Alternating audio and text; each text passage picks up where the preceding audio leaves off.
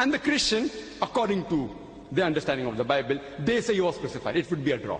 But I will not do that.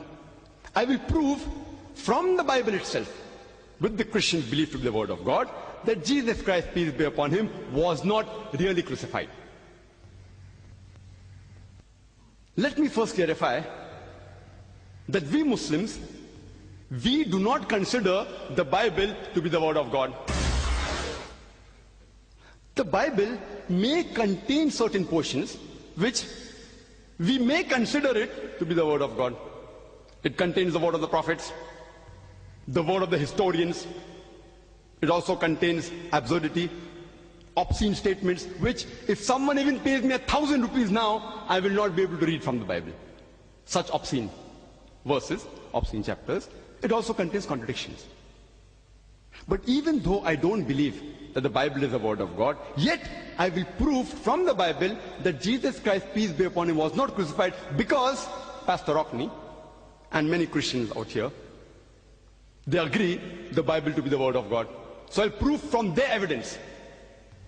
Because the Quran says in Surah Baqarah, chapter number 2, verse number 111, وَقَالُوا لَا يَدْخُلُ الْجَنَّةَ إِلَّا مَنْ كَانَ. They say, the Jew and Christian, you Muslims, you shall never enter Jannah. With all your piety, with all your righteousness, as Pastor said. With all the good deeds, you shall not get salvation. That's what the Pastor said in this talk. It's useless. With all your zakat, with the hajj, with the salah, with the mark on your forehead, you shall never enter Jannah. Unless you be a Jew or a Christian. وَقَالُوا لَا يَدْخُلُ الْجَنَّةَ إِلَّا مَنْ كَانَ هُودًا أَوْ نَصَارَى. Unless you are a Jew or a Christian. Allah says, تِلْكَ أَمَانِيُّهُمْ.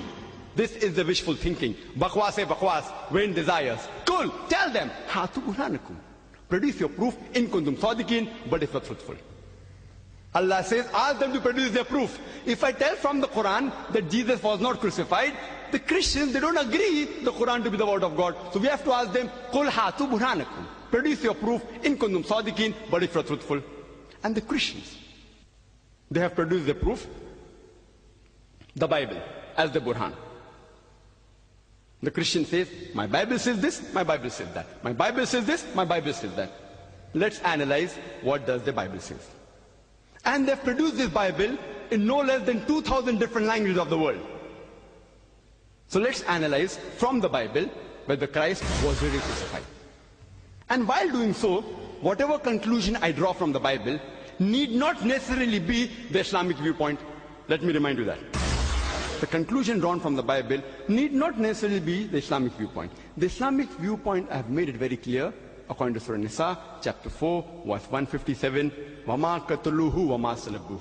They killed him not, neither did they crucify him. It's clear cut. The topic, was Christ really crucified? What is the meaning of the English word crucified? According to the Oxford Dictionary, crucify means to put to death by fastening onto the cross. According to the Webster Dictionary, crucify means to put to death by nailing or binding to the cross.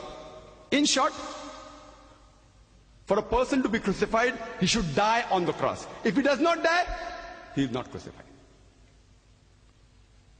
What is the meaning of the word resurrection? Resurrection, according to the Oxford Dictionary, means the act or instance of rising from the dead.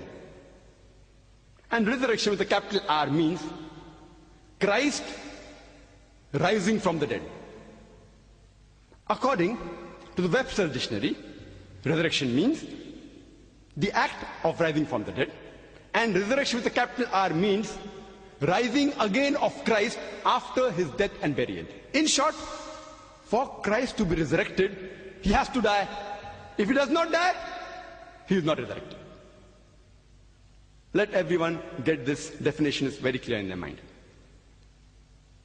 According to Jesus, peace be upon him, he says in the Gospel of Matthew, chapter number 19, verse number 16 and 17, that a person can obtain salvation by keeping the law and the commandments.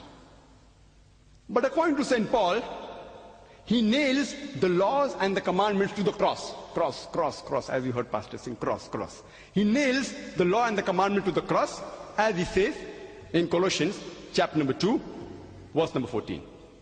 And Paul says that salvation can be obtained by believing in the death and resurrection of Jesus, peace be upon him. And he quotes, if you read the New Testament, 1 Corinthians chapter number 15, verse number 14. I give the reference so that people realize I'm not pulling a fast one. I prefer giving references. Otherwise, if I say Bible says this, New Testament says this, in this encyclopedia of more than 1,000 pages, where will you find? To make it easy, I give references. According to St. Paul, 1 Corinthians chapter number 15, verse number 14, and if Christ has not risen from the dead, our preaching is in vain and your faith is in vain. As the pastor said, that all your good deeds, all your charity, without believing in Christ died for the sin, it is useless. And the Christian missionaries, the reference they didn't give, quoting from Isaiah, chapter number 64, verse number 6, that all our righteousness, all our good deeds are like filthy rags. If you don't believe Jesus Christ, peace be upon him, died on the cross for the sin of humanity, all your righteousness, all your good deeds are like filthy rags. And in the words of the pastor, which I wouldn't ever say, he says, if there is no cross, if there is no crucifixion, Bible is less than 2 pies. And he says, if no crucifixion, there is no Christianity. And I agree with him. And I agree with him. And the pastor said that he came to India and he spent more than 2 decades here. And only when he came to India, he really realized the message of Christianity. Previously he was only a Christian, but he became a practicing Christian from the Muslims here. I would like to remind him that I have only met one Arab Christian before in my life, before meeting Pastor. One Arab Christian I met in Jeddah from Syria. And after he attended my talk, Alhamdulillah, by Allah's grace, he accepted Islam. This is the second time in my life that personally I'm meeting an Arab Christian. And inshallah, with Allah's help, and I pray to Allah subhanahu wa ta'ala to give him hidayah, that since he got the teachings of Christianity from the Indians, he will come back to the original faith, which is Islam, which every human being is born in. Inshallah, after this talk, after having discussion, inshallah, I pray that he comes back to the original faith, inshallah, realizing that if no crucifixion, no cross, no Christianity. Which inshallah I will do in the course of my time. Let's see what St. Paul has to say regarding resurrection. St. Paul, he comments on resurrected bodies. In the same chapter where he says if Christ hasn't risen, our faith is in vain, our preaching is in vain. Same chapter, 1 Corinthians chapter 15, towards the end of the chapter.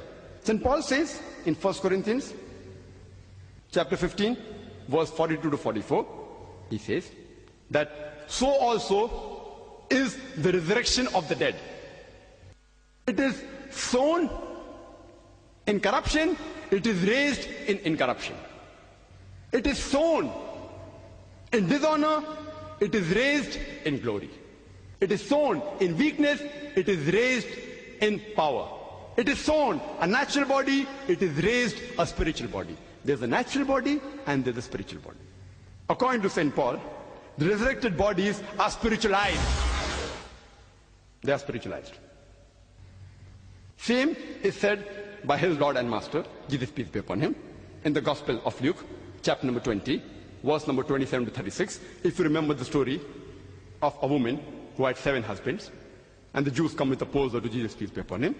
And it's a Jewish practice that if a man marries a woman, and if he dies without leaving any children, the second brother marries the wife of the deceased brother, so that he can give her his seed.